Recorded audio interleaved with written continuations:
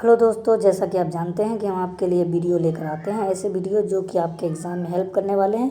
आज ऐसे ही 25 महत्वपूर्ण प्रश्नों को लेकर हम आए हैं जो कि आपके DSSB, KVS, NVS और बाकी एग्ज़ाम में हेल्प करने वाले हैं। DSSB के फर्स्ट पेपर और सेकंड पेपर के लिए ये वीडियो है, तो आप पूरा देखें, कहीं भी मिस ना करें। पहला सवाल है हमारा कि मसालों का बगीचा किस राज्य को कहा जाता है। तो मसालों का बगीचा केरल राज्य को कहा जाता है। अगर आपसे पूछ लिया जाए कि सबसे ज़्यादा लिटरेसी रेट यानी कि जो साक्षरता रेट है वो सबसे ज़्यादा कहाँ है, तो वह केरल में ही है।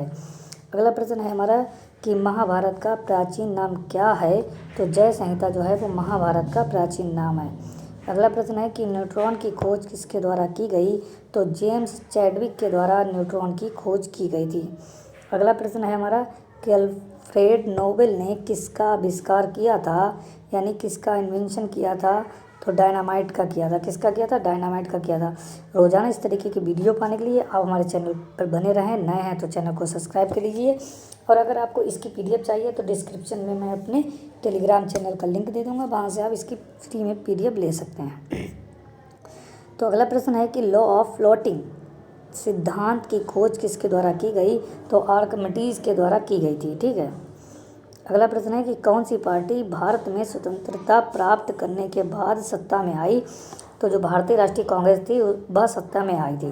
भारतीय राष्ट्रीय कांग्रेस के बारे में थोड़ा सा जान लेते हैं कि भारतीय राष्ट्रीय कांग्रेस की जो स्थापना हुई थी वह 28 दिसंबर 1885 ईस्वी को हुई थी।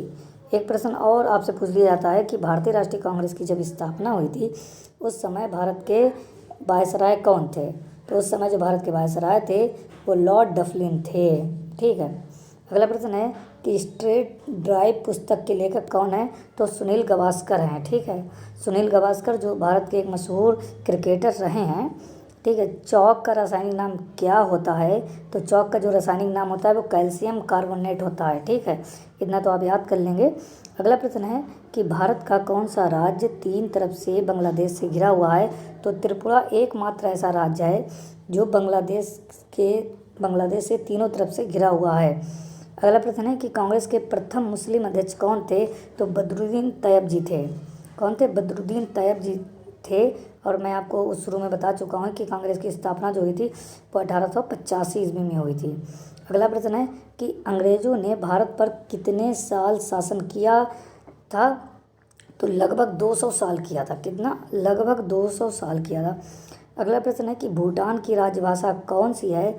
तो जोंगखा जो है वो भूटान की राष्ट्रभाषा है, राजभाषा है। और शिक्षा का अधिकार कब मौलिक अधिकार बना। मौलिक अधिकार के बारे में आप जानते हैं, थोड़ी बात कर लेते हैं। मौलिक अधिकार जिनको इंग्लिश में फंडामेंटल राइट्स कहा जाता है, जो अनुच्छेद 12 से 35 के मध्य हैं, जो भाग 3 में आपको मिलते हैं, संविधान के भाग 3 में मिलते हैं। ठीक है। और मौलिक अधिकार जो लिए गए हैं वो USA से लिए गए हैं। ठीक है। यानी कि अमेरिका से लिए गए हैं। ठीक है। तो सवाल जो है वो हमारा इस तरीके से है कि शिक्षा का अधिकार कब मौलिक अधिकार बना। तो अप्रैल 2010 में जो शिक्षा का अधिकार था वो मौलिक अधिकार बना। असल में एक कानून आया था जिसको RTE कहा जाता था, यानी राइट टू एजुकेशन। उसी के तहत ये कानून जो था मौलिक अधिकार बन गया था। ठीक है। अगला है कि पेट्रोलॉजी का अध्ययन कहलाता है, क्या कहलाता है। तो चट्टान कहलाता है। क्या कहलाता है? चट्टान। अगला प्रश्न है कि प्राचीन काल में कौन सा भारतीय शहर अवंतिका के नाम से मशहूर था। तो जो शहर मशहूर था अवंतिका के नाम से वो उज्जैन था। कौन था? उज्जैन। अगले प्रश्न की तरफ चलते हैं। अगला प्रश्न है हमारा कि कपास उत्पादन के लिए कौन सी मिट्टी सबसे अच्छी होती है। तो काली मिट्टी कपास उत्पादन के लिए सबसे अच्छी होती है। एक छोटी सी ट्रिक है, जैसे काफ और कपास होता है और कॉफ और काली मिट्टी होता है।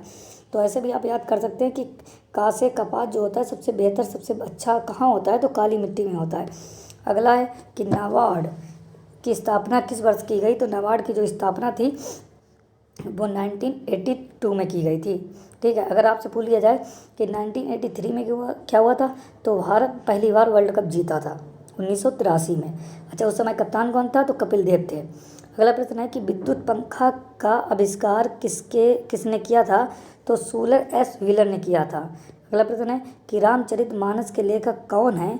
तो वाल्मीकि जी जो हैं वो रामचरितमानस के लेखक हैं।